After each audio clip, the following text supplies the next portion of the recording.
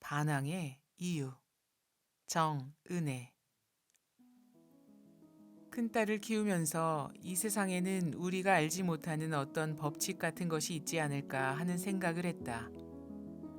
사람과 사람과의 관계도 내 의지와 전혀 상관없이 이미 운명적으로 존재하는 것만 같았다.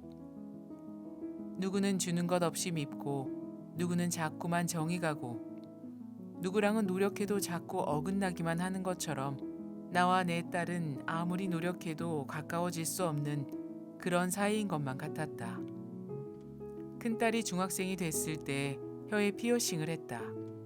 자세히 보려 하니 혼낼 거잖아 하며 감춘다. 좋은 걸로 하지, 골무면 어떡해. 내가 예쁜 걸로 해줄까? 진짜? 난 혼날 줄 알았는데?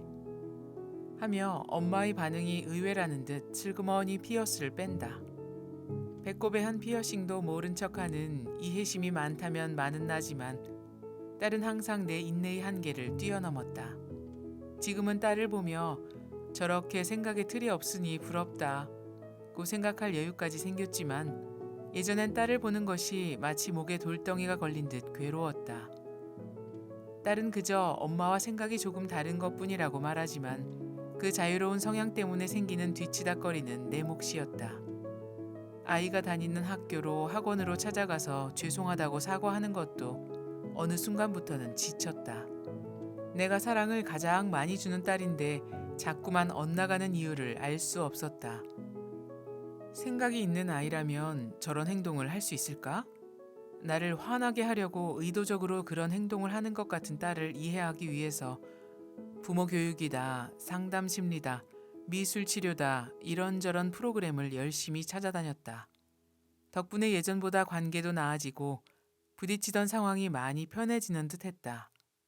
그러나 그건 일시적일 뿐 아이의 마음 자체가 바뀌는 건 아니었다. 치밀어 오르는 화를 잘 참아내는 나 자신에게 만족해할 때 딸은 전혀 예상치 못한 모습으로 다가와 다시 나를 뒤집어 놓곤 했으니까. 언젠가부터 더 이상의 타협은 없었다. 딸에게 하는 내 모든 말은 잔소리가 되어버렸다. 그저 일상적인 말로 대화를 시작했다가도 어느새 화가 나서 소리를 지르고 있는 나 자신을 발견하곤 했다. 이게 아닌데? 라는 생각이 스치는 순간 이미 무섭도록 섬뜩하게 날 노려보고 있는 딸의 모습이 보이고 지금 엄마랑 해보자는 거야? 하면 아이는 아니야, 엄마 신경 꺼 하며 대수롭지 않다는 표정을 짓는다. 그 다음부터는 내가 눈물 범벅이 돼서 무슨 소리를 해댔는지 기억도 나지 않고 그래, 그렇게 잘났으면 이제부터 네가 다 알아서 해 라며 상처가 될 수 있는 심한 말이란 말은 모두 뱉어내고 화가 가라앉아 정신을 차리고 나면 후회가 밀려오는 상황이 반복되곤 했다. 분명히 내가 제일 좋아하고 의지하는 딸인데 자꾸 부딪히니 괴로웠다. 서로의 가슴에 비수를 찌르며 핥히는 우리가 어디까지 가게 될지 두려웠다. 왜 딸과는 아무리 노력을 해도 늘 이렇게 힘이 드는 것일까? 달래기도 하고 함께 여행도 가고 스스로 할 수 있도록 믿어도 주고 같이 공부도 하면서 격려도 해주고 꾸짖기도 했다. 딸과의 관계 회복을 위해 내가 할 수 있는 일은 다 한 것 같았다. 그러다 나도 점점 지쳐갔다. 그러던 어느 날 딸과의 전생을 보게 되었다. 문명이 발달되지 않은 먼 옛날 나는 인디언 추장이고 내 딸은 아름다운 소녀였다. 그 소녀를 갖기 위해 나는 권력을 이용해서 사랑하는 남자를 해치겠다며 그녀를 협박했다. 사랑하는 사람을 살려둔다는 조건으로 소녀는 내게로 왔다. 그러나 그 남자를 살려둘 마음이 없었던 나는 죽을 것이 뻔한 위험한 싸움터로 그를 보내 죽여버렸다. 그걸 알게 된 소녀가 절규하는 모습이 보인다. 사랑하는 사람을 잃은 소녀의 고통이 느껴진다. 소녀는 나에 대한 원한을 가슴에 품고 죽음을 택했다. 이 전생의 장면을 본 순간 나를 죽이고 싶은 딸의 그 원망과 슬픔이 마음으로 느껴졌다. 얼마나 고통스러웠을까? 딸을 괴롭혔던 그런 잔인한 사람이 바로 나였다니. 이제야 비로소 나에 대한 딸의 미움과 원망이 어디에서 온 것인지 알게 됐다. 세상 모든 일에는 이유가 있다더니 두 사람을 죽음으로 몰고 간 내 죄의 대가를 받고 있었던 것이다. 딸은 무척 착하고 여린 아이인데 나와 인연에서 만들어진 영혼의 슬픔과 상처 때문에 나에게 그렇게 대할 수밖에는 없었던 것이다. 서로 부딪히면서 느꼈을 딸의 또 다른 외로움과 마음의 상처들. 그 외로움에 우리 딸이 얼마나 힘들었을지 생각하니 너무 마음이 아파 눈물만 나왔다. 그리고 내 욕심으로 사랑하는 두 사람을 죽게 만든 전생의 죄를 진심으로 참회했다. 현실을 보니 딸은 자신의 영혼에 남겨진 상처와 원망을 동생들을 더 예뻐하는 것 같은 엄마에게 반항하는 걸로 되갚고 있었다.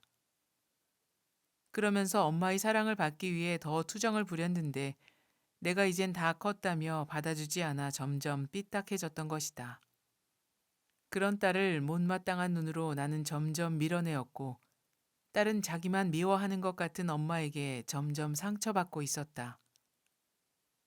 그렇게 뭘 하고 있는지도 모른 채 서로가 자신이 피해자라고 아파하며 상대를 괴롭히는 길로 치닫고 있었다. 여전히 나를 째려보는 딸을 보니 가슴이 아파 눈물이 나왔다. 그리고 말했다. 엄마는 네가 이렇게 힘들었는지 몰랐다고. 엄마는 널 가장 사랑하는데 너만 미워한다고 네가 느꼈다면 엄마가 진심으로 잘못했다고. 미안하다고. 딸이 울고 있었다. 그렇게 딸을 다른 각도로 보고 마음을 열었을 뿐인데 딸아이의 행동이 조금씩 변하기 시작했다. 우리의 인연을 알게 된 후 여태까지 딸을 보던 잣대를 조금씩 버리게 되면서 그 아이의 원망이 조금씩 없어져 가는 걸 느낄 수 있었다. 나를 노려보던 눈은 힘이 풀어져 부드럽게 되었고 늘 시비 쪼였던 목소리도 많이 바뀌었다. 딸이 왜 내게 그런 마음을 내는지 그 근본 원인만 알 수 있어도 내 마음 돌이키는 일이 그리 어렵지는 않았을 것이다. 사람과의 부딪힘이란 겉으로 드러난 상황이 근본 원인이 아니므로 그 해결 방법만을 구해서는 절대 풀 수 없고 내 마음 안에 있는 상대에 대한 미움을 내려놓으면 어느 결에 상대방의 미움도 사라진다는 원리를 알게 되었다. 그것만이 괴로움에서 벗어날 수 있다는 걸 안 것이 얼마나 다행스러운지 모른다. 그것도 모르고 딸에게 상처만 준 내 어리석음이 부끄러울 뿐이다.